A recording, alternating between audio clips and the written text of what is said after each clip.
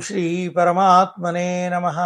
శ్రీమద్భగవద్గీత 13వ అధ్యాయము క్షేత్రజ్ఞ విభాగ యోగము 8వ శ్లోకము నుండి 14వ శ్లోకం వరకు భావసహితంగా. ఇంద్రియార్థేషు వైరాగ్యం అనహంకార ఏవ చ జన్మ మృత్యుజరా వ్యాధిర్ దుఃఖ దోషానుదర్శనం.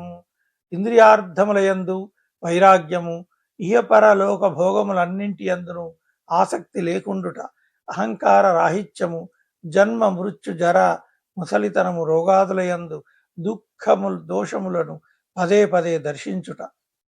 అసక్తిరనభిష్వంగ పుత్రదార గృహాదిషు నిత్యంచ సమచిత్తత్వం ఇష్టానిష్టోపపత్తిషు. భార్య పుత్రులు ఇల్లు సంపదలు మున్నగు వానియందు మమతాసక్తులు లేకుండుట, ఇష్టానిష్ట వస్తు ప్రాప్తి వలన ఎట్టి మనోవికారములకును లోనుగాకుండుట, ఎల్లప్పుడూ సమభావముతో నుండుట. మయిచానన్య యోగేన భక్తిరవ్యభిచారిణి వివిక్త దేశ సేవిత్వం అరతిర్జన సంసది.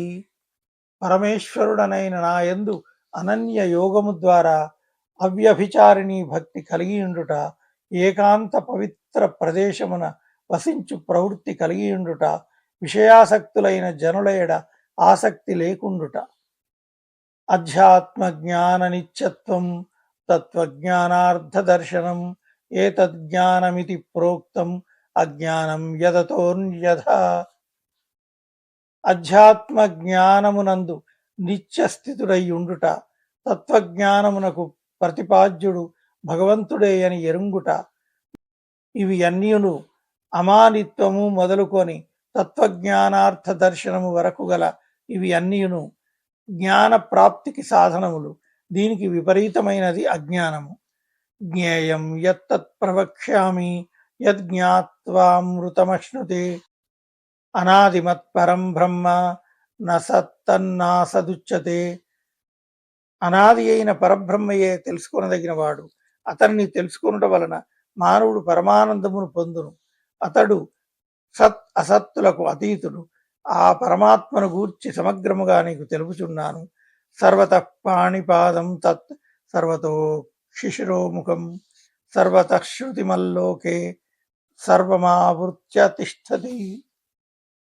ఆ పరమాత్ముని చేతులు, పాదములు, నేత్రములు, చెవులు, శిరస్సులు, ముఖములు సర్వత్ర స్థితములై ఉన్నవి.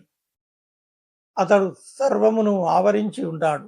సర్వేంద్రియ గుణాభాసం సర్వేంద్రియ వివర్జితం అసక్తం సర్వభృచ్చైవ నిర్గుణం గుణభోక్తృచ. అతడు ఇంద్రియ గ్రాహ్య విషయములను అన్నింటినీ ఎరిగినవాడు, కానీ వాస్తవముగా ఇంద్రియాదులకు అతీతుడు. ఆసక్తి రహితుడనైన సమస్త జగత్తును భరించి పోషించువాడు. అతడు నిర్గుణుడయ్యుడు, గుణాతీతుడయ్యును, ప్రకృతి సంబంధం వలన గుణానుభవములను కలిగియుండువాడు.